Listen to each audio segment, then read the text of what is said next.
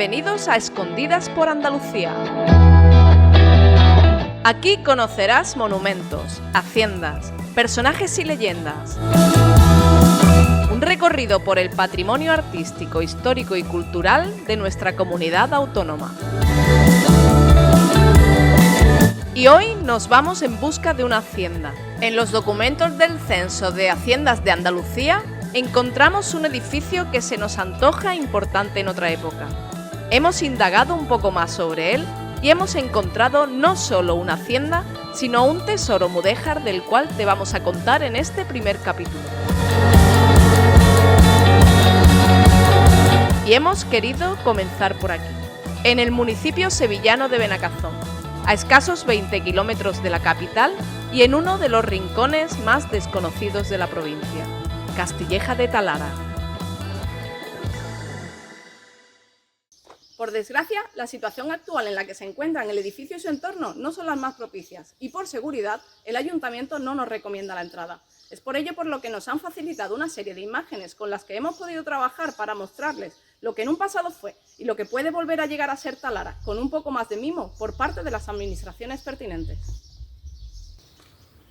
Aquí nos encontramos con la ermita mudéjar del siglo XV, que le da nombre al lugar. Y hablamos de ella con uno de los que más y mejor la conoce, el historiador local, Julio Adame. Bueno, pues Castilleja de Talara, al igual que todas las entidades poblacionales de la Jarafe, su origen lo podemos situar en una primitiva alquería musulmana, al igual que Benacazón o otros pueblos de la Jarafe, pero realmente nos podemos remontar todavía un poco más atrás. Podríamos hablar que se han encontrado estos materiales turdetanos, tartésicos, si consideramos viable la existencia de los tartesos, y me refiero, pues, por ejemplo, a monedas, a restos de tejas, de vasijas, de barro, y se han encontrado normalmente en los territorios aledaños a lo que es hoy en día la hacienda y la ermita, por los agricultores cuando estaban haciendo labores de labranza y demás. Los historiadores solemos mantener que cuando un lugar es sagrado, en la actualidad es porque ha sido sagrado desde su origen. Suponemos que durante la época romana también sería un lugar de culto, de mayor o menor entidad, por dos razones. Para empezar, porque está en un lugar elevado, desde el cual se pueden ver los pueblos limítrofes, por ejemplo, Alnarcázar o Huelva, y sobre todo por la segunda razón, porque está muy cerca del río Guadiamar. Está a escasos metros de la vega del Guadiamar y por lo tanto podría ser un lugar de culto a alguna deidad relacionada con el aspecto fluvial, porque tenemos que recordar que el río Guadiamar en época romana era navegable hasta Alnarcázar, de hecho hay un puente romano en Alnarcázar. Pero realmente cuando Talara empieza a ser lo que hoy lo conocemos ya es la Edad Media.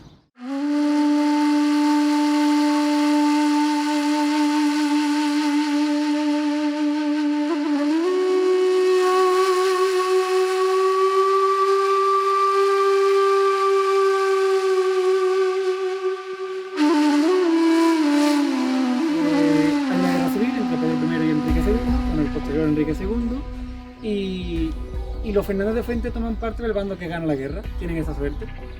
8 años más tarde, en 1369, Enrique II confirma la propiedad de los Fernández de Fuente sobre Talara y además le da una cosa que en la Edad Media era súper importante, que era la jurisdicción. Tú podías tener una tierra, pero si no tenías jurisdicción, no era para nada. La jurisdicción, me refiero al tema de poder juzgar a los vasallos que tenían y por supuesto cobrarle impuestos.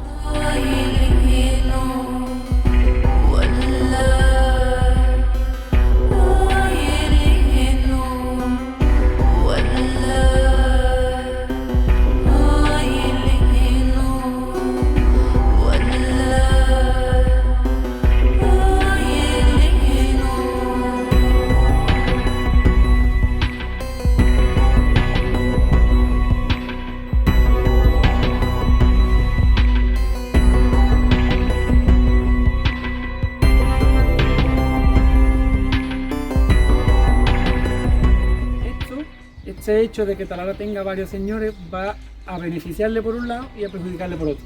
Le va a beneficiar porque cada uno va a intentar destacar sobre el otro. ¿Cómo se destaca? En el plano simbólico. El plano simbólico me refiero a la construcción de edificios, que de ahí, ahora lo explicaré bien, el origen de lo que es la iglesia de Castilleja de Talara. Y le va a perjudicar por otro porque al hecho de haber tanta competencia entre señores nunca va a llegar a aflorar una gran población. Talara, el máximo de habitantes que tuvo fue de 100 habitantes. Y esto fue en el siglo XVII. Desde ahí hasta ahora, evidentemente en decadencia en el número de habitantes.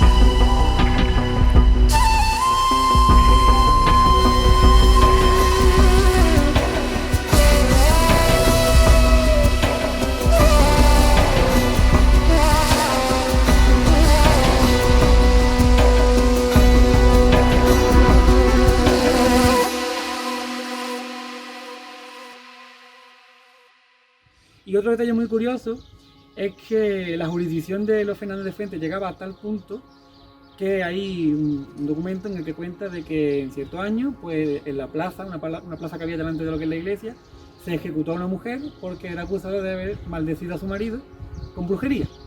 Entonces pues la decapitaron y evidentemente por orden del señor que tenía jurisdicción en todos esos aspectos. Hasta donde llegaba, como digo, la jurisdicción del señor.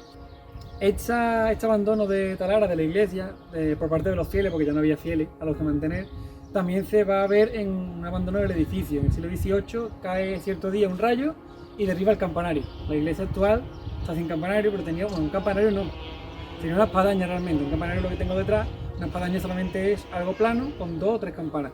Lo tenía y un rayo la derribó. Esto es señal de la dejadez que ya tenía el pueblo en esos momentos.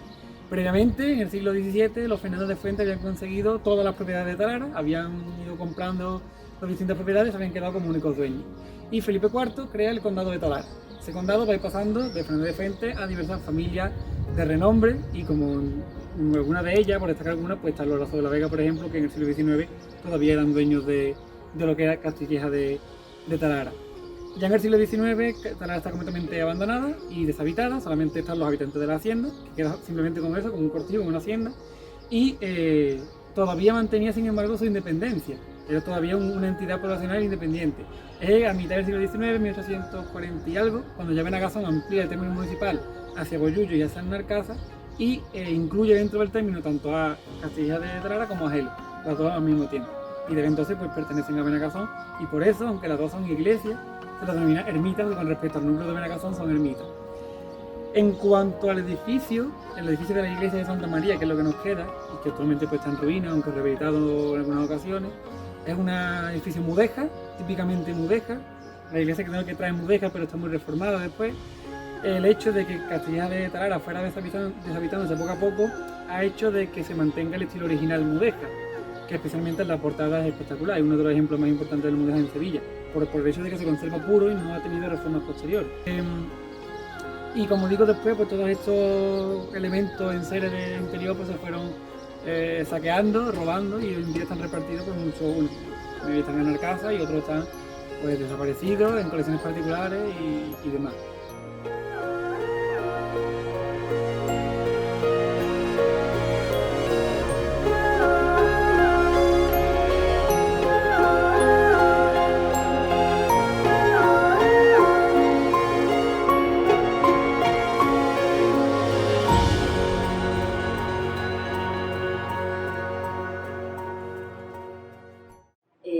Castilleja de Talara, la ermita en concreto, pues es un símbolo para Benagazón. Nos identifica, de hecho lo hicimos propio y lo incluimos dentro, como membrete, dentro de los documentos oficiales que tenemos aquí en el ayuntamiento, ya que supone eso, un símbolo, porque su fachada, su portada, pues es muy estudiada, porque utiliza una técnica que es muy singular y muy peculiar, y hay pocos edificios con esas características en toda Andalucía. Y han venido desde Jaén, desde la Universidad de Sevilla, han venido desde muchos sitios, historiadores de Barcelona, de muchísimos sitios, para ver las ruinas y sacar lo atractivo que tiene, y la singularidad, sobre todo la singularidad del edificio. Y bueno, es un monumento el cual data del siglo XIV, y creemos que allí, por la importancia de la ermita, nos dice que fue un núcleo de población importante, ya que normalmente las haciendas van acompañadas de una iglesia, y dependiendo de lo bella o de lo grande que sea la iglesia, es la importancia que tuviera como población, ¿no? Y presuponemos, y dicen documentos, que allí llegó a vivir hasta 100 familias. Eso nos da a intuir la importancia que tuvo esa población por el siglo XIV, ¿no? En los años en el que se construyó en concreto la ermita. El hecho de que esté en la lista roja, pues para nosotros, bueno, la verdad es que no es digno de orgullo, porque sabemos que tiene un valor muy importante, pero necesita un mantenimiento el cual tiene un coste también muy importante. En este momento lo que estamos intentando es declararlo bien de interés cultural, que la Junta de Andalucía nos tiene que dar ese título, pero con la idea de que podamos entrar en muchas convocatorias que a través del Ministerio de Cultura o de la Consejería de Cultura sale para la protección de esos edificios. Entonces ese es el trabajo que ahora mismo estamos en la labor de que se nos reconozca como bien de interés cultural y así poder acceder a fondos que nos permita mantenerlo en mejores condiciones, no restaurarla para que sea lo que fue, sino mantener la ruina y el encanto que tiene ahora mismo y conservarlo para que no se deteriore con el paso del tiempo, que es lo que puede pasar, ¿no? Que se vaya perdiendo por la erosión del tiempo. Y de una castilleja de Talara a la otra.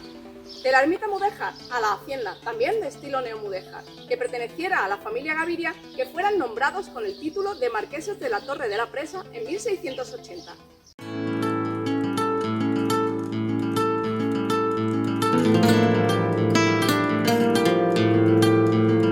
Andalucía cuenta aproximadamente con el 65% de la riqueza que proviene de la aceituna de mesa, de los cuales casi el 82% se encuentran en la provincia de Sevilla, alcanzando más de 100.000 hectáreas dedicadas a este cultivo. Esta hacienda fue una de las más importantes en el cultivo de la aceituna. Muestra de ello son los diferentes artículos que podemos encontrar de finales del siglo XIX y principios del siglo XX, donde se detallan cómo los congresistas que venían de diferentes países a Sevilla, a la feria agroalimentaria que se celebraba en la época, visitaban esta hacienda. En esta hacienda se celebraban todo tipo de eventos culturales, desde tertulias políticas y literarias hasta conciertos, en los días en los que sus titulares pasaban aquí sus temporadas de ocio y descanso. Y precisamente aquí, en Benacazón, gracias a la iniciativa de muchos de los olivareros de la provincia y como muestra de impulso tras la imposición de los aranceles por el gobierno de Trump, se volvió a celebrar por segundo año consecutivo la Feria de la Aceituna, muestra agroalimentaria y olivarera de Benacazón. Bueno, nosotros no le llamamos feria agroalimentaria, para nosotros es la Feria de la Aceituna. Este año hemos celebrado la segunda edición y bueno, ya el año pasado, el primer año que se celebró fue un revulsivo para la comarca. Pues bueno, nuestro entorno es totalmente rural, estamos rodeados de olivar por toda la comarca, desde la parte del condado hasta más allá del Aral. Lo que tenemos y nuestro motor principal en nuestro municipio es el olivar, ¿no? El olivar y más concreto la aceituna de mesa, ya que bueno, hay muchos olivares que se dedican al aceite, pero aquí nuestra aceituna tiene tal valor y tiene tal calidad que se emplea para mesa, la manzanilla y la bordada. Entonces, el que aquí se celebre la feria de la aceituna, la feria de la gastronomía, supone el que Benacazón sea durante esos días el centro de muchísimos pueblos, de muchísimos vecinos que se dedican en cuerpo y alma al cultivo del olivar y pasan por aquí para ver, bueno, pues infinidad de exposiciones, de expositores que vienen, de conferencias que se celebran, y eso para nosotros pues es un escaparate también muy importante que mueve nuestra economía local, mueve nuestra gastronomía y nos sitúa en el territorio,